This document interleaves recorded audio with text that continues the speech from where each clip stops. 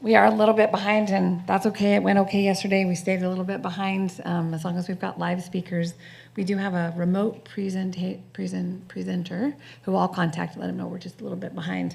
I also heard yesterday people wanted more time to kind of stretch and move around. Please take care of yourselves. If you need a second to stand up and move around, it's okay.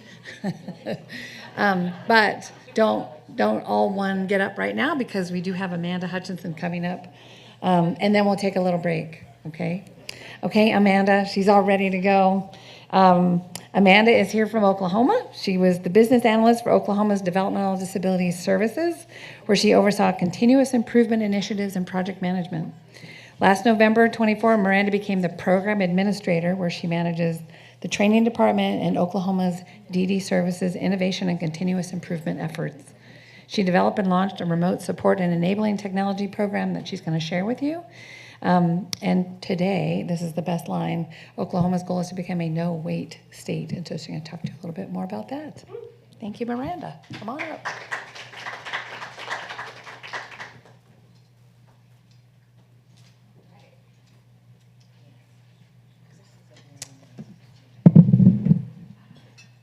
Okay, I might kind of move this a little bit. I'm short, so sometimes it's hard for me to see over this thing, right? So, hi, everybody. Good morning. I am Miranda Hutchison. I am a programs administrator for innovation and training for the state of Oklahoma Developmental Disability Services, or as I lovingly call, DDS, which is my home. And I have to tell you, it is a true privilege to be in this room with you all and be able to have this opportunity to talk with all of you about our journey to eliminating our waiting list for services for people with intellectual and developmental disabilities. And a lot of what I'm going to talk about today is how we've innovated our service delivery system and how we've increased case management capacity to really support our rapidly growing service system. But before I get to all of that great information, I want to start with just a little bit of history. Because before we could actually go to work and start eliminating our waiting list, we had to have a plan, right? And we had to have a good plan. Because the plan that we created was essential in obtaining legislative support from people like you to support and allocate much needed funding to our efforts. But as a state agency, our biggest question at that moment in time was, how do we figure that out? How do we figure out and create a plan and know how much that's going to cost? And so in early 2021, we realized at that moment that we were going to have to go out and fully assess the over 5,000 families that some of them have been waiting for 13 years for services and ask them, what are you waiting for? What are your needs? So to do that, we contracted with Liberty Healthcare, who started the arduous task of going out and finding those families and completing those in-depth assessments to help us figure that out. And I will tell you, locating some of those families was difficult because in 13 years, guess what? We'd moved multiple times. We changed our phone numbers. Some of people, when they applied, didn't even have an email address, right? And so it was difficult. And so we had to use all kinds of ways to find folks. So we looked to see if they were receiving state-funded services or Medicaid. That helped. We did LexisNexis searches. We even did social and news media stories to encourage people to contact us. And those means were pretty successful. So the other thing we did, and that we continue to do so today, for every person that Liberty touched, either to do an assessment or when they're coming in and doing an initial application with DDS, is we offer them the opportunity to sit down with a Liberty waitlist specialist and complete what we call a navigation plan. And all that is where that waitlist specialist sits down with that family, they talk about what their needs are, and then they navigate them to much needed community and generic resources that they can access while they're waiting for services.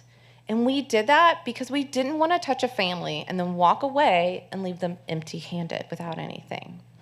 So with all of that work we put in, all of that help from Liberty, we were able to come up with that cost analysis and create that plan.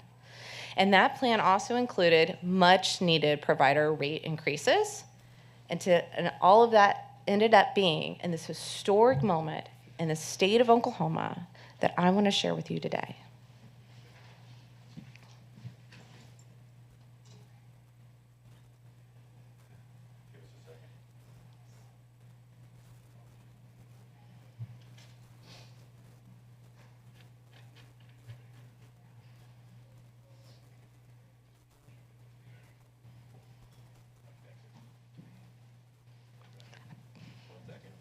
You're good. It's worth waiting for, I promise.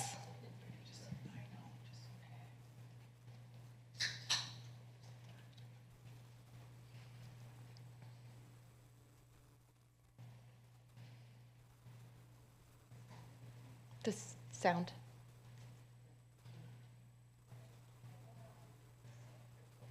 We're pounding our head against the wall. We can't get anything. We have moments in this building where we sometimes say, why are we here? We're pounding our head against the wall. We can't get anything done. That's not true today. Today we can get something done. Today we can change 5,000 plus people's lives and their families.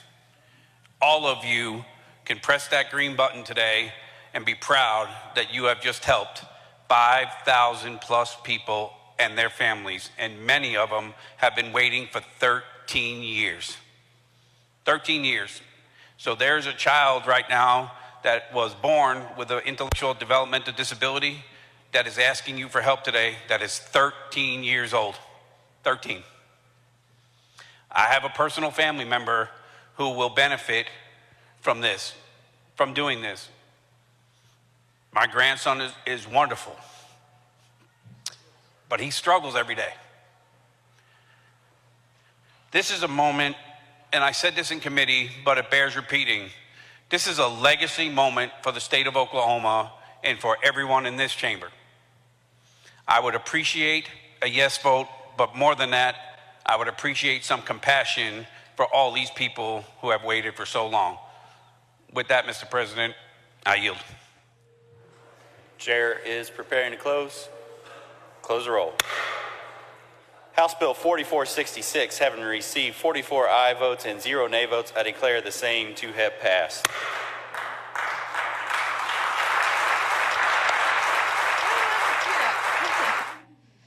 So thank you.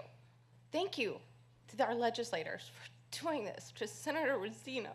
I'm sorry, it's a huge moment. Whew. I'm verklempt if you've ever watched Saturday Night Live, right? This is what we need you for. We need you to make this possible.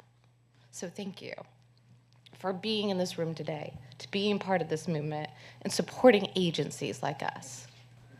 So with that allocation, in May of 2022, we went to work. We went to work bringing the families from the earliest application forward into services, breaking them up into the cohorts that you see today, and working through one cohort at a time. And I'm truly, truly proud of DDS because of the hard work of Liberty, our intake staff, our case managers, our program staff, our leadership, we have maintained our promised timeline we made to our families and to our legislators. And today, we are on cohort 10. And here, in not too long, we'll start working on cohort 11. That's pretty awesome. The other thing that we had to create into our plan early on was communication. Because yes, we had 5,000 families waiting for services, right? But a ton of them had no idea what they were waiting for. They didn't know. They had been told by an educator or a health professional or a community member, hey, go sign up for services. It's a 13-year wait. And they're like, okay, why not, right? But they didn't know what they were signing up for. And so we knew we needed to figure out how to educate those families.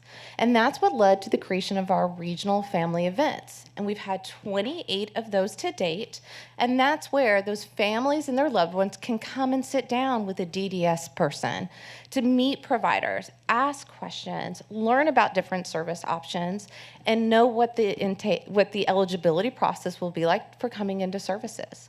We've had over 1,800 people attend those events, and they overwhelmingly walk away saying it really prepared them for their future with DDS. So I actually have a little bit of a personal connection I can share with this. I've had the privilege to actually go out and help walk some of these families, a few of them into services. And when I walked into that house, the first thing I asked them was, did you attend one of these events? If the answer was yes, we were halfway there to creating their plan. If the answer was no, then I knew we were going to have to start at ground zero and we were going to have a lot of work ahead of us, which was fine. But I really used that to gauge where I needed to start that conversation with that new family. The other thing we've invested in is a great informational website, and there's a link to it in the presentation. There it houses great information on where we are at eliminating our wait list.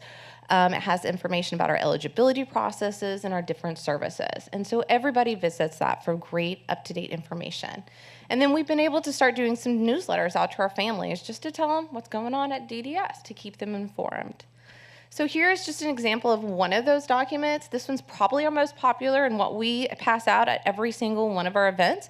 And it's just a roadmap that talks about through the eligibility process, all the way through identifying services, and then creating that initial individual plan with their case manager.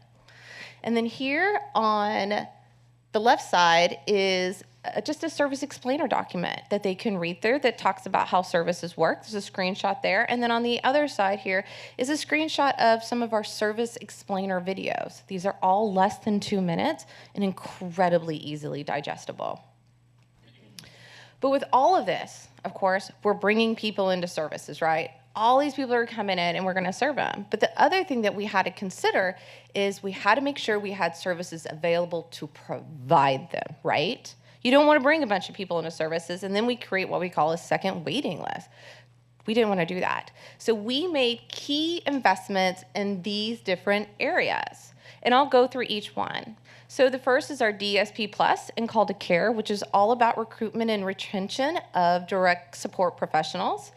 We invested in expanding our self-directed services, remote supports, and enabling technologies. We began allowing legally responsible individuals to provide direct care for their loved ones. And then we made big investments into case management too, of course. So let's start with DSP Plus and Call to Care. So a DSP stands for Direct Support Professional, and as many of you know, those are the people that are on the very front lines, that are working day in and day out for the people in our service programs. They're taking them out into the community to integrate and to participate in social activities. They're working with them in their homes to help them work on their daily living skills, or they're working with them at the employment sites. So we knew as we're eliminating this wait list that we had to make key investments in this area. And so the first investment that we made, remember I mentioned the provider rate increases? We got that. And with that, our providers were able to give our DSPs much needed hourly pay rate increases. That was incredibly essential. The other thing that we were able to invest in was our DSP Plus program, which is a 3-pronged program where we will able to pay directly to DSPs to encourage retention at their provider. And then we were able to offer incentives to increase recruitment. And then the third prong of that is we were able to use some of that funding to pay for employer taxes for our providers. So they did not end up experiencing a financial strain by participating in the program. There are 3 state agencies that participate in this program. It's, of course, I said DDS, Oklahoma Healthcare Authority, which is our Medicaid oversight agency in Oklahoma, and our Oklahoma Community Living, Aging, and Protective Services. It's a mouthful. It's CAPS. That's what we call them. So together, between all of us, we made over 20,000 payments to our DSPs in Oklahoma. But of course, to get people to know what a DSP is, to know about the program, we had to tell people about it, right? And so that's what birthed our Call to Care campaign. And that included social media and news media stories, commercials, and then, once again, a great website. Links in the presentation. And there they can go and find out, what is a DSP? Why is that job so meaningful, right? And in that website, it actually has a direct link to Indeed ads that included just a series of different DSP opportunities that were available out there.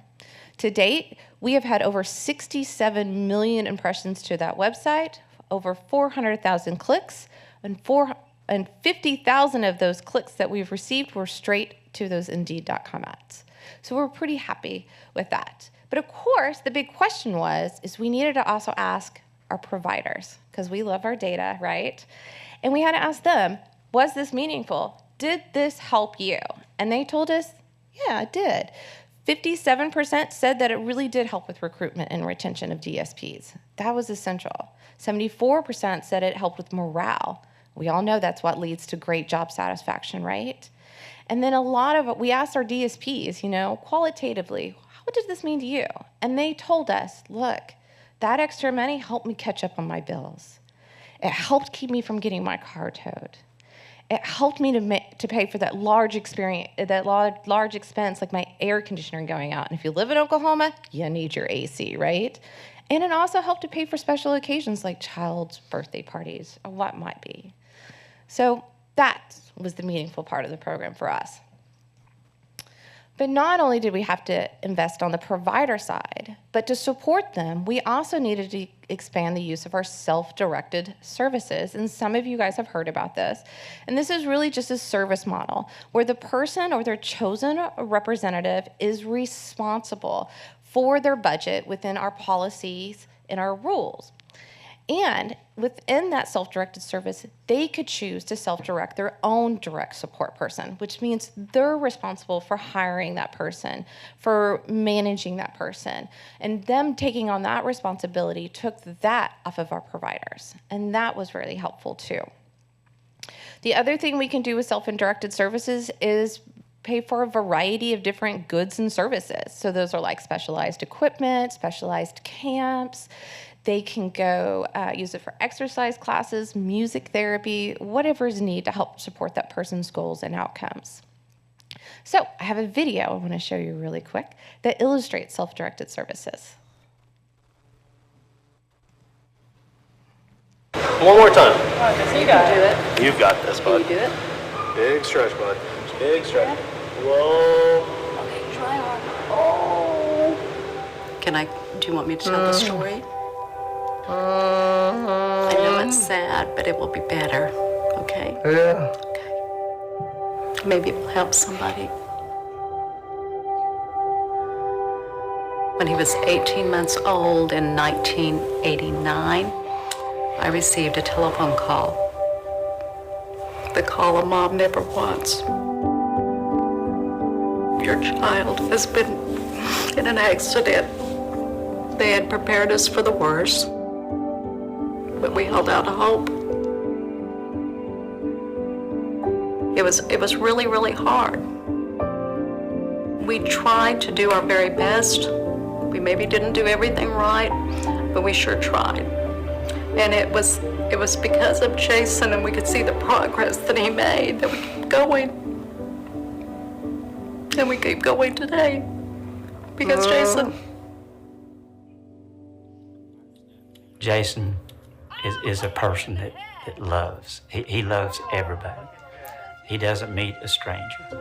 When he sees someone, it's howdy, howdy. And that just rubs off on all of us. We have tried to afford Jason every opportunity possible to live his best life. We look at what Jason's services are and what his goals are in order to try to make sure that we are meeting his needs. With the help of developmental disabilities services, we are more inclusive. Why'd you say yes to this job?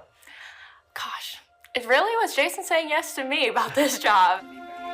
You know, through Self-Directed, he really has a choice in who he has in his home and who he has to support him. And thankfully, the interview went great, and we really clicked right off the bat. Jason loves Kayla, and he will tell you, I love you to her all day long. I have met so many people that have known Jason or worked with Jason before that have taken me in and just made me feel like family as well, because it's far more than just a job, it's the community. I pray for Jason every day. Jason is going to be happy, and we're going to continue to do things with him as long as we're able. Self-Directed allows us to make those choices as a family. We feel like it gives Jason a choice. We want him to be empowered to do those kinds of things that only he can do. And we feel like Self-Directed Services is making him happier, making us happier, and that we can have his best life.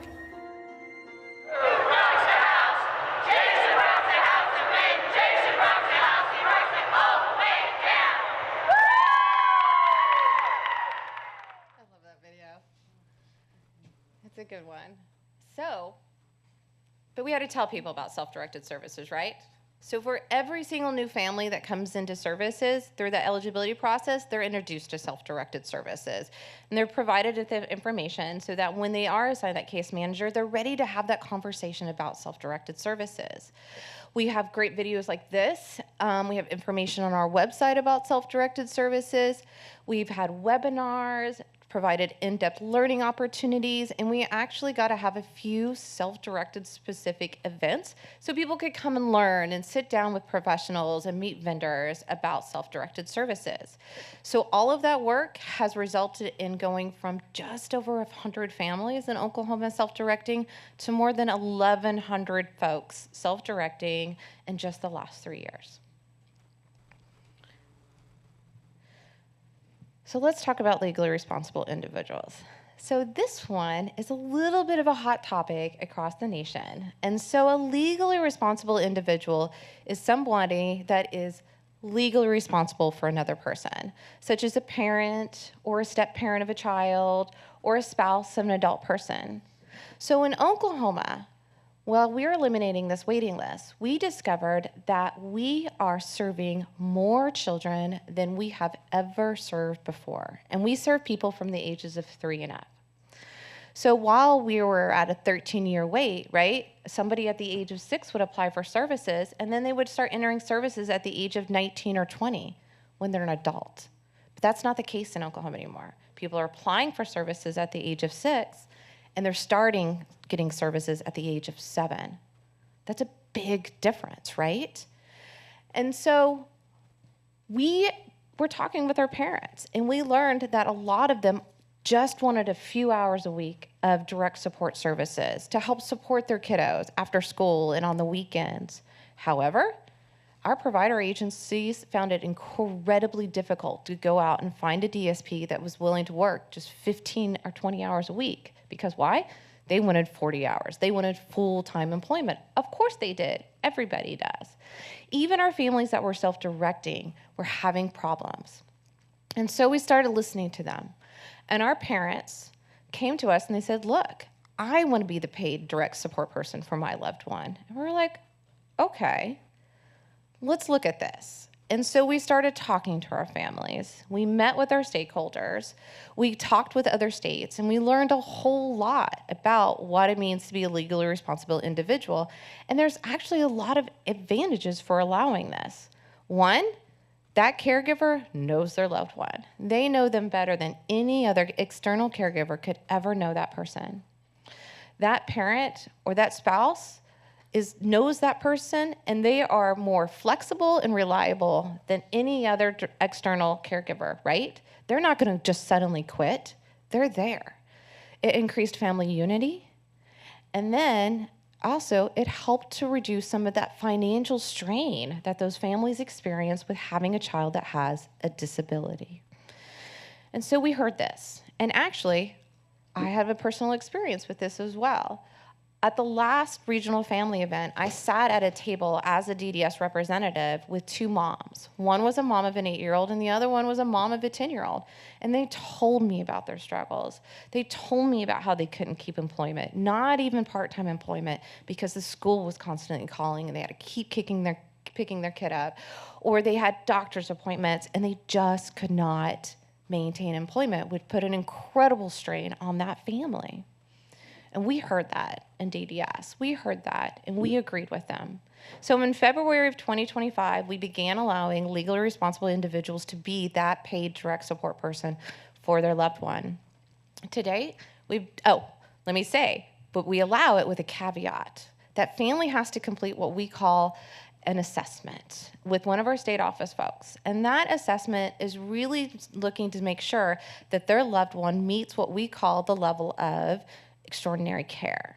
And so extraordinary care is any kind of care that you provide to someone that is more than what you would provide to someone of the same age without disabilities. So a good example of that is like a 13-year-old that requires total assistance with eating and bathing and toileting. That kiddo definitely meets extraordinary care, right? And so with this, we've been able to do over 300 assessments. The numbers, we continue to do them, of course, and it's not a huge lift on our families. They're only about 20 minutes long, so it's not a big thing. So let's talk about remote supports and enabling technologies, because we have to, and it's my favorite subject. Jeremy talks about it so fantastically there in Tennessee. I'm always jealous of their programs, let me tell you. So we launched, let me tell you how we define both of these services first in Oklahoma. And they're very similar to how they define them in Tennessee. And there is always conversations around definitions. I know Shay was just in a meeting talking about those said definitions. But thankfully, we're close to Tennessee. For enabling technology, it is any type of technology that helps a person with a disability to gain or achieve independence in their home, work, or community environment. That's it. Pretty simple. Everyone in our waivers are eligible to receive enabling technology, no matter how old they are, or where they live, or what waiver they're served in. Everybody is eligible for them. On the other hand, remote supports is the use of those enabling technologies to remotely support that person in place of a physical staff presence. So just like Jeremy said, that staff person is located offsite, and they're providing that support through technologies, monitoring through sensors, and communicating through two-way communication devices such as tablets and smartphones. And anyone over the age 18 is eligible for that program. We initially launched both of these programs in response to COVID, because COVID really walked us into that direct support workforce crisis, like every single other state out there, right? And so we were looking at it to help us figure out how do we think smarter of how we allocate that direct support workforce, right? Because we had to. But what we very quickly realized that the real winner in all of this is that it creates real pathways for people with disabilities to be independent, autonomous, and lead fuller lives in ways that were before never thought possible. I have fantastic stories I can share. Don't have time today during my presentation, but if you want to hear a story, I have great stories of how these have made real impacts. I know Jeremy has a ton of some of them. Shay does too. This is essential to invest in. But now, of course, we're able to use these to support the people coming in to our waiver services. And a lot of our families don't really need direct support services, but these enabling technologies are great for those kids to help build those skills of independence and prepare them for the future. So I have my own video on enabling technology. The chick in it, she talks a lot, but if you can get past that, I think she's all right. So.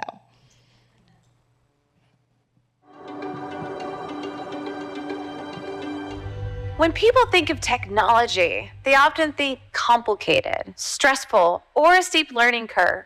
But if you really think about it, you use a lot of technology throughout your day to be successful. You just don't realize you're using it because it is so integrated into how you function that it becomes a part of your everyday life. This is the same for people with intellectual and developmental disabilities. And it is our goal at Developmental Disability Services to make enabling technology available and accessible for the people we support in our waiver programs, so they too can lead more independent, successful, and fuller lives. Those who participate in our waiver programs may be eligible to receive enabling technologies to help them gain or achieve independence in their home, community, or work environment. There's an abundance of possible ways we can use enabling technology to support people with disabilities, especially with new technologies being introduced daily. In this video, we will be highlighting just a few of those technologies and how it might integrate into a person's life. Some of the easiest technology to implement into your lifestyle is wearables.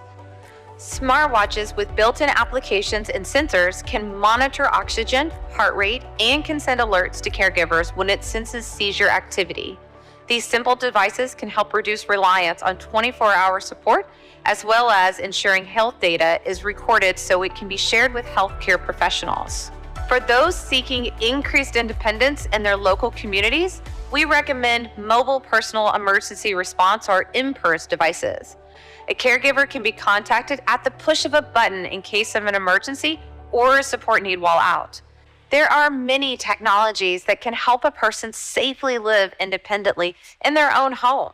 These items help a person to feel protected and provide a sense of security to caregivers. There are options like smart locks that can be controlled remotely to ensure the door is locked, sensors for fall detection, and video doorbells to monitor for visitors. Buttons and switches can be connected to almost anything and allows a person with physical disabilities to more easily turn on or off a variety of different devices independently. So instead of having to complete complex motions like turning a knob, a person could perform an easier motion of pushing a button to control an electronic device. Almost any appliance or device can be controlled by voice or through an app with the simple addition of a smart plug. When there are concerns related to cooking safety, there are smart knobs and sensors that can be used to turn off the stove if it has been left on and unattended to prevent fires in the burning of food. For people who want to be independent in their medication administration, we offer a variety of different automated medication dispenser options. These devices safely dispense medication to ensure the person gets the right dose at the right time. Technology not only helps people with disabilities live safer, more independent lives, but it also encourages social engagement.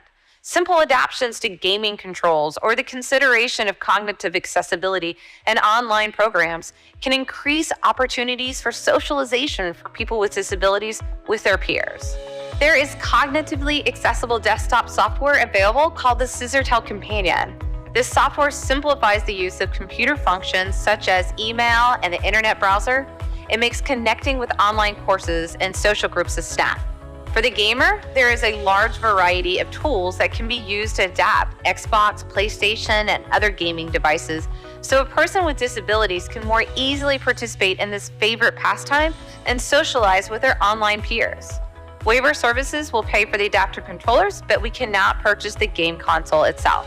Therapy animatronic cats look, feel, and sound like real cats with their soft fur, soothing purrs, and pleasant meow. These cats respond to petting, hugging, and motion much like the real ones you know and love, but don't require any special care or feeding. They have been shown to help ease anxiety and to teach a person how to self-soothe and calm.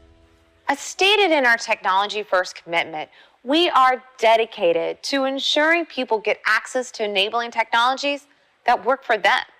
We build the program around the person, using a person-centered approach.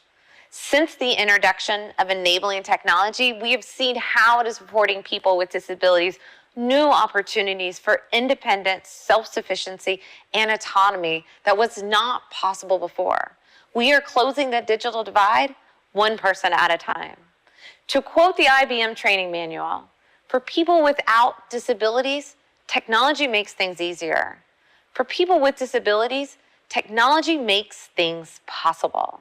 Technology surrounds us and becomes a bigger part of our lives each day. The reason? It makes life easier. For individuals with disabilities, technology means independence. We invite you to visit one of our smart home demonstration sites to learn more about enabling technologies and to become inspired. To learn about the sites and to schedule a tour, visit the Oklahoma Able Tech and Bethany Children's Health Center's websites. Oklahoma Able Tech also offers a technology loan program for those who want to try out the technology before making a final decision. I know, I told you she talks a lot, right? But that's all right. I think my favorite is the cat. That thing is so cool, right? Now everybody wants to go home and get an animatronic cat. And they do, and they really do help with self-soothing. And for those folks that can't have a real animal, it's a companion. So anyway, that's one of my favorites. You either like it or you hate it. I will tell you that from personal experience and meeting with people. But to teach people about enabling technology, we have this great video, whatevs. But we also have a great website that has really great in-depth information about these programs. It has demonstration videos. It links directly to our smart home demonstration sites at Bethany Children's and with Oklahoma Able Tech, which they do both virtual and in-person tours, I will tell you that. And it's just a great website, and it tells them all about our vendors as well. The other thing that we've invested in Oklahoma is our smart home demonstration sites. I think Jeremy talked about those a little bit in Tennessee, and actually learned a lot about Tennessee's before we launched our own. And those are essential for teaching people about technology, because it does give them that hands-on learning approach where they can look at the options and they can really start to learn and visualize how technology can support a person with disabilities. The other area that we've made key investments around technology is our research. Research is key when it comes to technology, right? Especially kind of looking at all of the different options out there. So the first study that we were able to invest in was our Scissortail Companion, which you saw that in the video. It's that cognitively accessible desktop.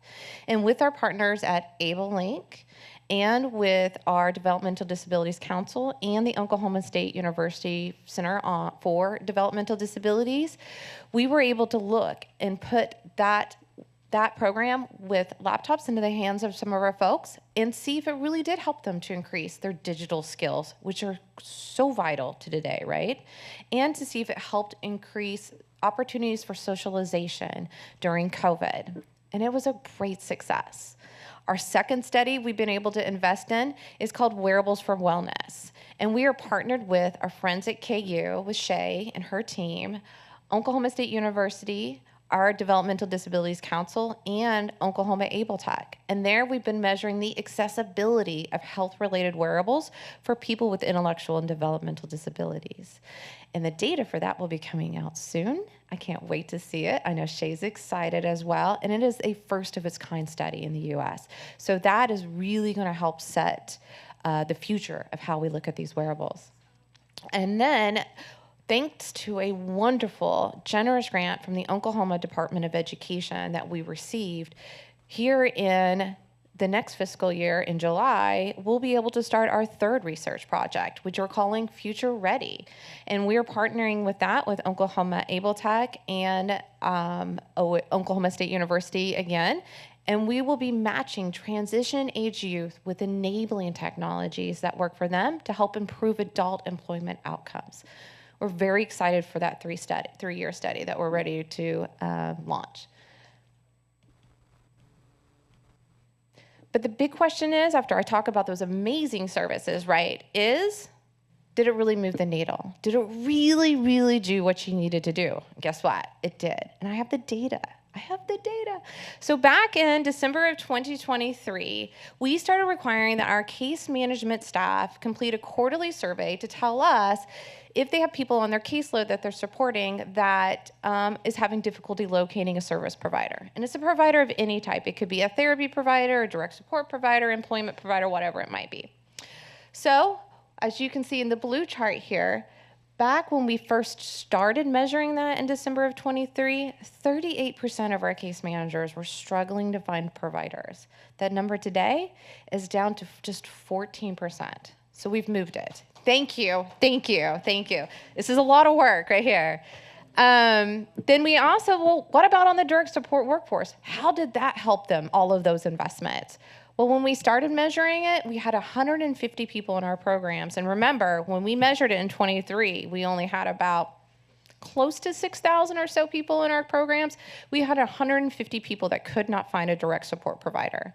Today, while we're serving almost getting closer to 88,000 people, we're only having 24 people that are directly affected by not being able to find a direct support professional. We've moved the needle with our programs and doing a lot of interventions. So we call that a win. But all of those investments we made into our services, right? That's a ton. But case management is another vital area we had to invest funding in, because we're bringing thousands of Oklahomans in, and you gotta have a case manager to support those families. And so we've hired over 100 new case managers into our service system. That's a lot of new people. It's a lot of new people that needed to know a lot of new things, right? And so to get people to want to apply, we were able to get much needed salary raises for our case management staff to actually make the job more competitive in Oklahoma. We had to do that. We had a wonderful media campaign that invited people to apply to be a case manager. We have a website, and then we had commercials, and that was really successful. We were able to do some in-person and virtual hiring events where we could actually hire people on the spot, pending a background check, of course. And then we were also able to host some great webinars that we had a lot of great response from, where people got to come and sit down. I actually got to host those and tell people what it's like to be a case manager, what to expect, and why they should want to apply. So not only did we have to get people to apply, which we did, but we also had to relook at how we're training our case managers, right? This is a whole new world for us. When we started working to eliminate our wait list, a new case manager, every new case manager that comes in is required to go through a case management academy, and they're assigned a mentor. So when we started the elimination of our waiting list, our academy for case managers was about 3 months long, and it took about 6 months for that case manager to be able to handle a complete caseload. That's too long. We no longer had the luxury of that kind of a time. So we went back and we looked at our mentor practices, made some standardizations so that those mentors that are specifically assigned to those case managers are working on the skills we needed them to work on, right? One-on-one with those new case managers. We took our academy, we refigured our classes, brought in and integrated more hands-on learning experiences to enhance it, and shortened it from 3 months to 6 weeks. And now our case managers are fully up and functioning within 3 months. So we really were able to cut that number in half. The other thing we did with our case management about a year and a half ago is we specialized them. So a case manager comes in and they're either a residential or a non-residential case manager. If they're residential, that means the people that they're supporting are going to be those that are in those provider type settings, that they're receiving like 24 hours of paid provider support. The non-residential are those that are living in the family homes or in their own homes or with relatives, right? So that when our case managers were coming in just a year and a half ago, they had to learn everything about DDS. If you've ever worked in the DD sector, that's a lot of information, and it's incredibly overwhelming and frightening, right? It's a lot.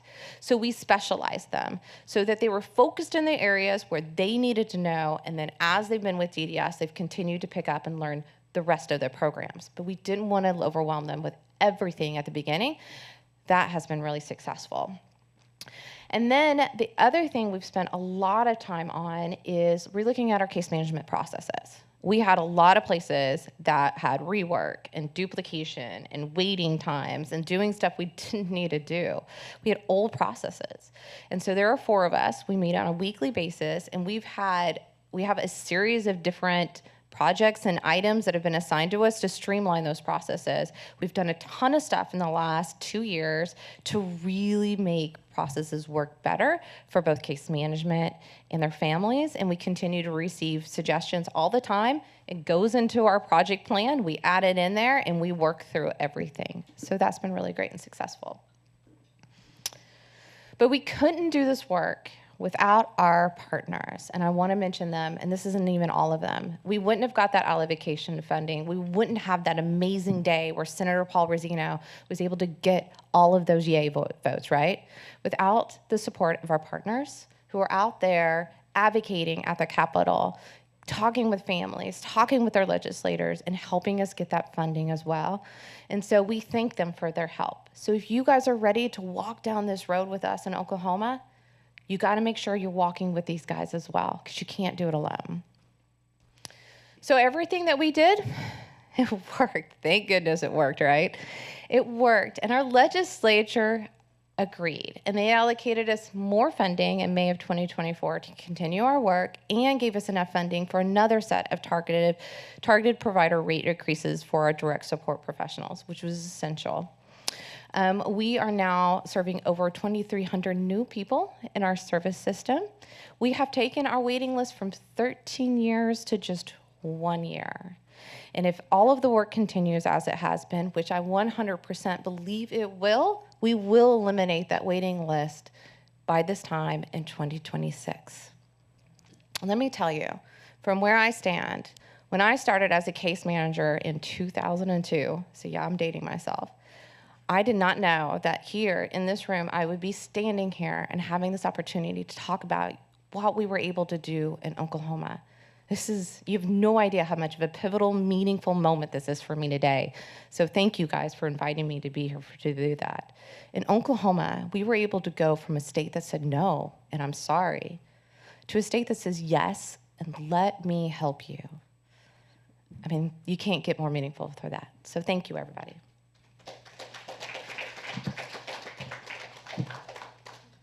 We have, any questions?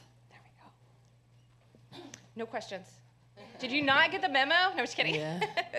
Congratulations, Miranda. I'm sure that's incredible. So I was reading, we actually have a report. I'm from Utah, state senator. And we had a report that highlighted Oklahoma's work. So, we study your process. Just a couple of questions. One, on your waiting list that you have now, and by the way, we are about 5,000, so same number. Okay. Not sure about your population, but we're 5,000 in our waiting list, and it has reduced because we've done some of, kind of like just putting money in, right, and to try to reduce that waiting list. But it's been 20 years of a waiting list for us. A couple of just pushbacks. It's hard. My question is, how are you closing the gap? Because in the report, at least that I read, says that a lot came from your ARPA funds. How are you dealing with a cliff on the funds? So the DSP Plus program and the Call to Care, those have ended. Those were ARPA funds and time limited. And so, but we were able, with state and federal funding, to do the provider rate increases, thankfully. And all the rest of the stuff that I talked about is waiver funded. So it has a federal state match on it. And that's the only way that we can continue to do those programs. Self-directed, enabling technology, remote supports, legally responsible. All waivers. All of it, everything is federal and state. Wonderful, thank you for that. And then I also read that you guys actually learned that some people didn't qualify that were in your, you guys did like a massive cleanup, and I think that's, you referred to that kind of like mega screening.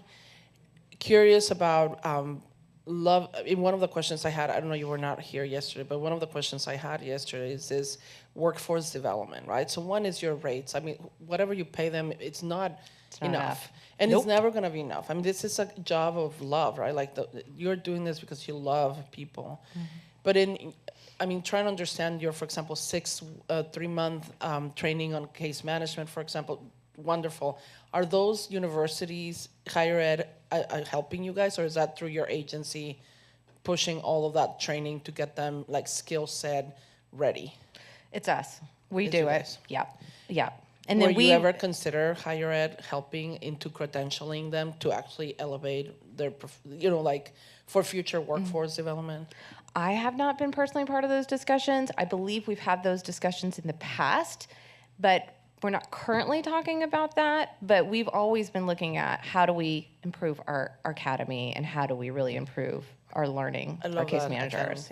Well, congrats, and kudos, and I will keep reading more about what you guys are doing. It's pretty cool. Thanks. Thank you so much. I appreciate that.